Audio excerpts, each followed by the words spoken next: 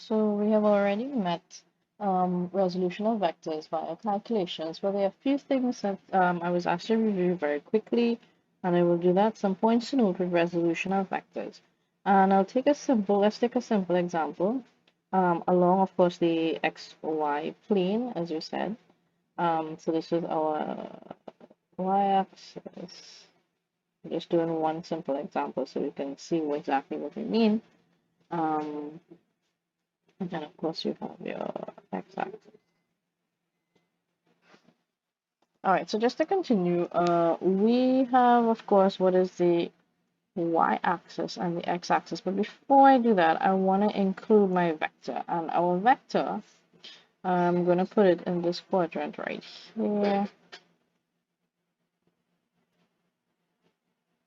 All right, and of course, we can actually see where this is a vector. We can call it Q, for example. Oh, and of course, we can call it 3 newtons. Let me just switch back to my pen. So we can call it 3 newtons. And an important point to note is the angle is taken normally with respect to your x-axis. So the angle given to us is all of this. We know it's going to be more than 90 degrees. In this case, it's 150 degrees. So we have Q, which is our 3 Newton force at an angle 150 degrees to the horizontal. Now, an important point to note is that, yes, we know, as we have seen, that we can do two things. Well, we can resolve these vectors, this particular vector, in two directions. Oh, sorry about that. So resolve in the x direction and the y direction. So we get what is called the x component and of course the y component of this very vector. So we can do one of two things. I can either take my triangle here, or I can take it here, completing of course a parallelogram of vectors. Now keep in mind, keep your eye on this angle down here. This angle here is going to be, well, the entire thing is like well, it's 180 degrees, sorry. So this here would be 180 minus 50, which we know is going to be 30 degrees. All right, so what we can do to resolve, let's see, we can get our parallelogram of vectors right away. This is our resultant vector, as we said. And of course, this is what we had, this is our 3 Newton vector. Or 3 Newton. I'm going to split it into two triangles. So we can do, this is our parallelogram. This is our parallelogram. So this is Q, this is our 90 degrees. 30 degrees is right here. Use that triangle out. I'm going to actually do this a little differently too. Alright, she's fixing my lines. I'm sorry about that. So this is of course another 3 Newton force, another 90 degrees. And keep in mind that if this is 30 degrees at this angle here, the one right here, just what I'm going to just indicate very quickly, is going to be 60 degrees. Now, why did we need to do all of that? Well, simply put, what we have done in our shortened form, of course, is complete using our resultant vector, this vector given to us. We already completed a parallelogram. So to get from this point, which is the origin, to this point to form that Q force, just going back to my diagram, I could have traveled upwards and then across this way, or I could have traveled across this one on the x-axis, along the x-axis, followed by upwards, and that would complete therefore our diagrams of axes. So I'm going to just then my diagram. I already split this value. This is our x value, y value, y value, x value. All right.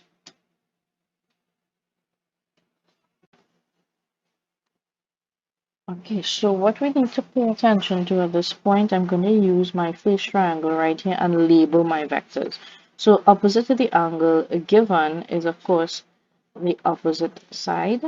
Adjacent to it, our adjacent side. Why do I need to know these? Because we're going to use trigonometry. This is our hypotenuse in both cases.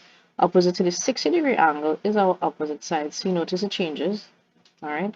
And adjacent to our 60-degree, it is relevant to our angle. Adjacent side to that 60-degree angle is the adjacent side. So I'm going to use, of course, I'm going to find sine of 30 degrees and cos of 30 degrees because we already know we're going to get our two components, our x and y components. I'm going to do the exact same thing here to find sine again of 60 and cos of 60. So I'm going to put sine of 60. I need to show you why this is relevant to us. So using our values given, sine of 30 is our opposite side, which is y, over our hypotenuse, which is 3. Cos of 30 is, of course, adjacent x over our hypotenuse 3. What does that give us? It gives us something. If we cross multiply, we will get y is equal to 3 sine 30 degrees. Very important to note. We will note our directions in 1 minute. So again, x will be 3 cos 30 degrees. And we already established once you find either the x or y component, the other one is just a relationship based on that. So in moving ahead now to the right hand side triangle, this triangle right here, sine of 60 is going to be again opposite, which is x over 3, our hypotenuse. Cos of 60 is our adjacent side, which is y over 3. And once again, by cross multiplication, what we will get is x is equal to 3 sine 60 degrees, and y is equal to 3 cos 60 degrees. Now, why is this, no pun intended, why is this so important? So let's note something very quickly. Why is this so important to us? Because if you look carefully, our y component, for example, if I select just the y component, that is, it's given us two separate values, two ways of expressing it. It's written as 3 sine 30, and in the other instance, with our second triangle, is written as 3 cos 30. Let's check. 3 sine 30 on our calculator, it is 1.5 newtons. Right, so this is our y component using our left triangle. Our right-hand side triangle, or right triangle, 3 cos 60 is also going to be 1.5. Why are they the same? Well, even though our angles are different, so sine, we use sine of 30 and cos of 60. This brings us back to y, which is relevant. So we are saying, and of course the number in front of both of them are both 3. So we are saying that, the deciding factor is that sine of 30 degrees is actually equal to cos of 60. What is the relationship between these two angles? Well, they both are acute and they both add up to give us 90 degrees. So what is the relationship? Sine of some angle theta is equal to cos of 90 degrees minus that value of theta. It's very important for us and it's very useful in doing a question. And it also reiterates the fact that you can use any triangle that you obtain to use your trigonometric ratios. If you know these after this acronym, we can use any triangle to therefore solve for x and y components. All right, so let's work them out. I'm going to clear my board. Okay, so something that we want to just pay attention to very quickly here is, and of course our next point, are our directions. What direction we choose is very important. And perhaps the most important thing, and of course finding a vector, is of course its direction. So we have two components, of course on the vertical axis, on the vertical plane. Going upwards, we say that's our positive y-axis. Going downwards, we say it's our negative y-axis. Going across, how do we get those values? I'll show you in a minute. Of course, going right, we say it's positive x, the second number line. So if I could just stop for a second and continue with an arrow, this is our horizontal axis. Now, I can actually take this as my number line. And when that is the case, in taking it as a number line, it will mean that this is 0. Anything going towards the right is, of course, along the positive x or horizontal axis. Going to the left is our negative x, or negative axis going left or right. So this is a point to note, is going left is negative, therefore, and we say therefore going right along the horizontal axis is positive.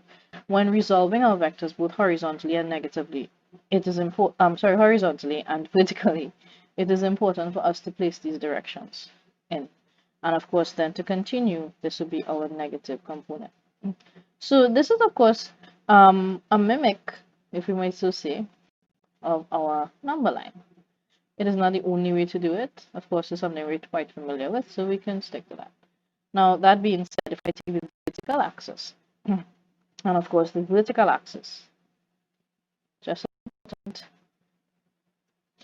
our vertical axis going upwards, we say it's positive. This is for perhaps the origin, or where the x-axis cuts it. And going downward, we say it's a negative y-axis. So how can we conclude? It means that we cannot actually say going upwards it's positive, and of course going downwards it's negative. Now it's relative to this point, which we called our origin in our Cartesian plane, here, 0, 0, as we call it. And of course they both share that point. So that's of course relative to that. Going right, we say according to the number line is positive, left is negative along the x-axis or the horizontal axis, and going y along the y-axis, a vertical axis or vertical plane, we say it's positive y going upward, negative y going downwards. If we use the concept of a Cartesian plane. Well, again, if we resolve our vectors in the vertical direction, it's important to put these values in. When we are finished with that, then we find what is called the net vector in any direction. So we do what is called a vector sum, adding these values with the sign of attached to it, in front of it, I should say, more importantly. So this is what I said. So point to note with this value here, if you want to check the other video where we have the calculations one, resolution of vectors, calculations number one, you can see an example done with the same concept in mind. But these are the two main points to look at when doing our calculations. All right, take care, thank you.